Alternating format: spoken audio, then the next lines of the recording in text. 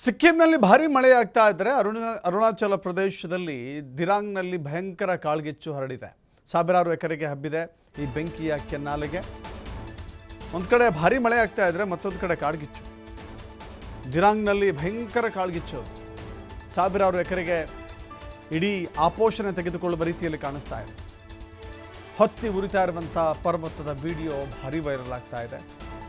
ಅಗ್ನಿಶಾಮಕ ದಳ, ಪೊಲೀಸರು, ಸ್ಥಳೀಯರಿಂದ ಬೆಂಕಿ ನಂದಿಸುವಂಥ ನಿರಂತರ ಪ್ರಯತ್ನ ನಡೀತಾ ಇದೆ.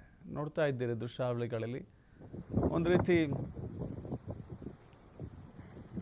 ಭೀಕರತೆ ಎಷ್ಟು ದೊಡ್ಡ ಪ್ರಮಾಣದಲ್ಲಿದೆ ಅಂತ ಹೇಳಿದ್ರೆ, ಇಡೀ ಕಾಡೇ ಬೂದಿಯಾಗುವ ರೀತಿಯಲ್ಲಿ ಕಾಣಿಸ್ತಾ ಇದೆ. ನೂರಾರು ವರ್ಷಗಳಿಂದಿರುವಂಥ ಮರಗಳು, ನೂರಾರು ವರ್ಷಗಳಿರುವಂಥ ಸಸ್ಯ ಸಂಪತ್ತು ಕ್ಷಣಾರ್ಧದಲ್ಲಿ ಸುಟ್ಟು ಬೂದಿಯಾಗುವ ರೀತಿಯಲ್ಲಿ ಕಾಣಿಸ್ತಾ ಇದೆ. ಇಂಥ ಕಾಳ್ಗಿಚ್ಚನ್ನು ನಂದಿಸೋದಿದೆಯಲ್ಲ, ಸಣ್ಣ ಪುಟ್ಟ ಕೆಲಸ ಅಲ್ಲ ಅದು.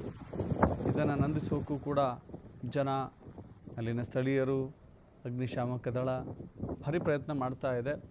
ಕೇವಲ ಸಸ್ಯ ಸಂಪತ್ತು ಮಾತ್ರವಲ್ಲ, ಪ್ರಾಣಿ ಸಂಪತ್ತು ಕೂಡ ಇದರಲ್ಲಿ ಸುಟ್ಟು ಕರಕಲಾಗ್ತಾ ಇದ್ದಾವೆ. ಕಾಡು ಪ್ರಾಣಿಗಳು ಕೂಡ ಸುಟ್ಟು ಹೋಗಿದ್ದಾವೆ. ಈ ಅರುಣಾಚಲ ಪ್ರದೇಶದ ಈ ಕಾಳ್ಗಿಚ್ಚಿಗೆ ಕಾರಣ ಏನು ಅನ್ನೋದು ಇದುವರೆಗೂ ಗೊತ್ತಾಗಿಲ್ಲ. ಒಂದು ಸಣ್ಣ ಕಡ್ಡಿ ಸಾಕು, ಒಂದು ಸಣ್ಣ ಕಡ್ಡಿ ದೊಡ್ಡ ಕಾಳ್ಗಿಚ್ಚನ್ನು ಸೃಷ್ಟಿ ಮಾಡುತ್ತೆ ಅನ್ನೋದಕ್ಕೆ ಈ ಘಟನೆ ಸಾಕ್ಷಿ.